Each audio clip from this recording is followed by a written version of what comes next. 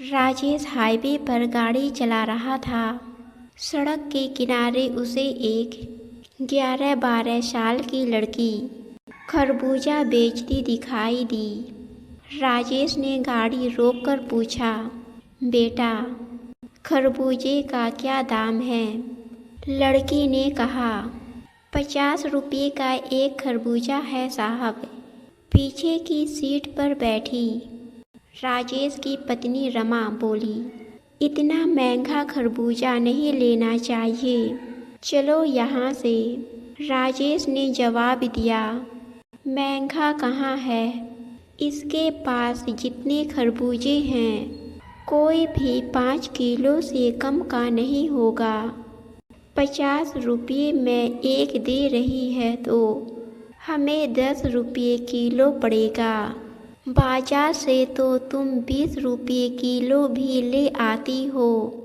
रमा ने कहा, तुम रुको, मुझे मोल भाव करने दो।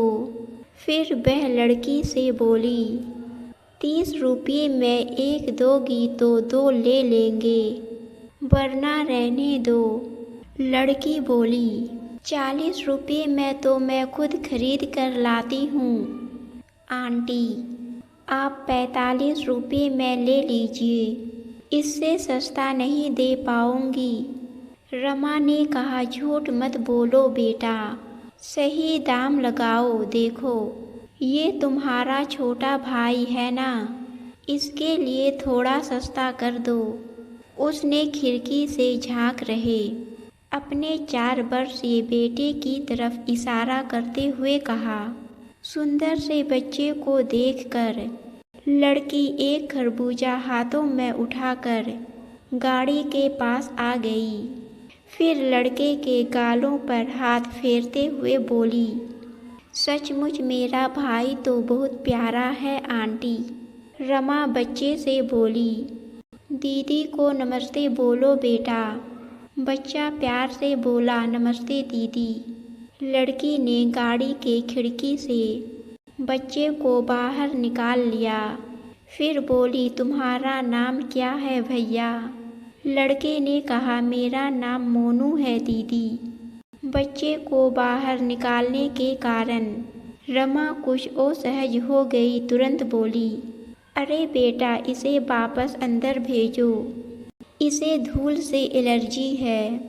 लड़की उसकी बात पर ना ध्यान देते हुए लड़के से बोली, तू तो सचमुच गोल मटोल है भाई, खरबूजा खाएगा?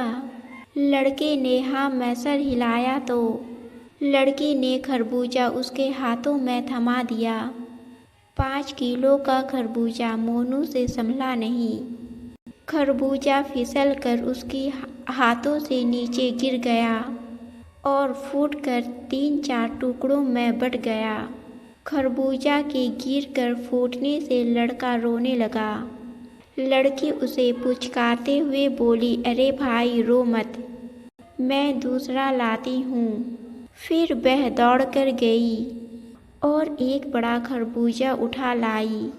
जब तक वह खरबूजा लेकर आई तब तक रमा ने बच्चे को अंदर गाड़ी में बिठाकर खिड़की बंद कर ली।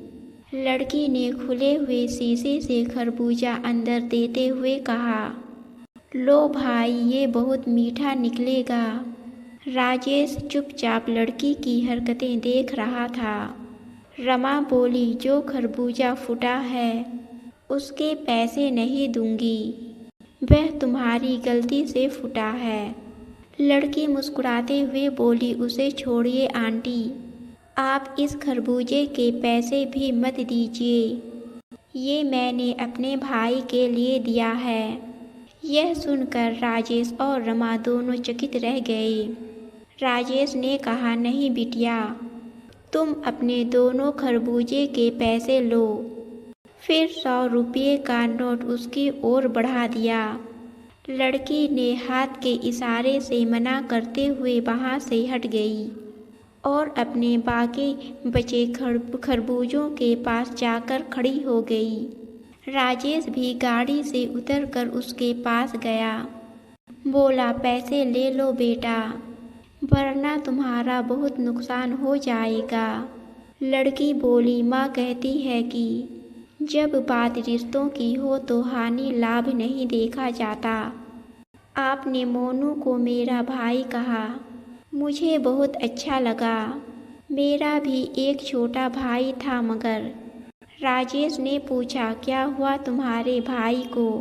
वह बोली, जब वह 2 साल का था तब उसे रात में बुखार हुआ था। सुबह माँ अस्पताल ले जा पाती, उससे पहले ही वह दुनिया छोड़ गया। मुझे अपने भाई की बहुत याद आती है। उससे 1 साल पहले पापा भी हमें छोड़कर चले गए थे। रमा बोली, ले बिटिया, अपने पैसे ले लो। लड़की बोली, पैसे नहीं लूँगी आंटी। रमा गाड़ी में गई और अपने बैग से एक चांदी की पायल निकाली जो उसने अपनी 8 वर्षीय बेटी के लिए आज ही खरीदी थी। लड़की को देते हुए बोली, तुमने मोनू को भाई माना तो मैं तुम्हारी माँ जैसी हुई ना। अब तुम इसे लेने से माना तो मैं तुम्हारी माँ जैसी हुई ना। अब तुम इसे लेने से मना नहीं कर सकती।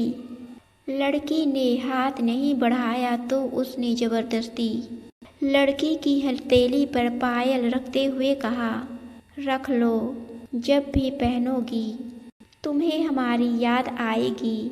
इतना कहकर वह वापस गाड़ी में जाकर बैठ गई। फिर राजेश ने गाड़ी स्टार्ट की और लड़की को बाय कहते हुए वे आगे बढ़ गए। राजेश गाड़ी चलाते हुए सोच रहा था कि भावनाएं भी क्या चीज़ है। कुछ देर पहले रमा 10-20 रुपये बचाने के लिए मोल भाव कर रही थी और अब 3000 की पायल दे आई। फिर अचानक राजेश को उस लड़की की एक बात याद आई, रिश्तों में हानि भाव नहीं देखा जाता। राजेश का प्रॉपर्टी के विवाद को लेकर अपने ही बड़े भाई से कोर्ट में मुकदमा चल रहा था। उसने तुरंत अपने बड़े भाई को फ़ोन मिलाया। फ़ोन उठाते ही बोला, भैया मैं राजेश बोल रहा हूँ। भाई ने कहा, फ़ोन क्यों किया? राजेश बोला, भैया आप वो मेन मार्केट वाली दुकान ले लो, मेरे लिए मंडी वाली छोड़ दो और वो बड़ा वाला प्लांट भी आप ले लो। मैं छोटे वाले से काम चला लूँगा। मैं कल ही मुकदमा वापस ले रहा हूँ। सामने से काफ़ी देर तक कोई आवाज़ नहीं आई। फिर उसके बड़े भाई ने कहा, इससे तो तुम्हें बहुत नुकसान हो जाएगा छोटे।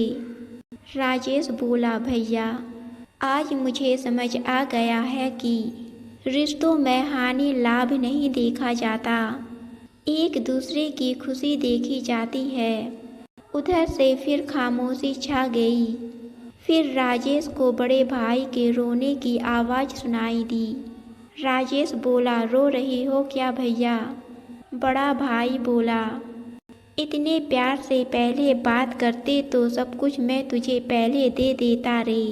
अब घर आ जा, दोनों प्रेम से बैठकर बंटवारा करेंगे। इतनी बड़ी कड़वाहट कुछ मीठे बोलों से ना जाने कहाँ चली गई। कल जो 1-1 इंच ज़मीन के लिए लड़ रहे थे, वे आज भाई को सब कुछ देने के लिए तैयार हो गए थे। दोस्तों, आपको कहानी पसंद आई तो हमारे चैनल को सब्सक्राइब और वीडियो को लाइक ज़रूर कीजिए।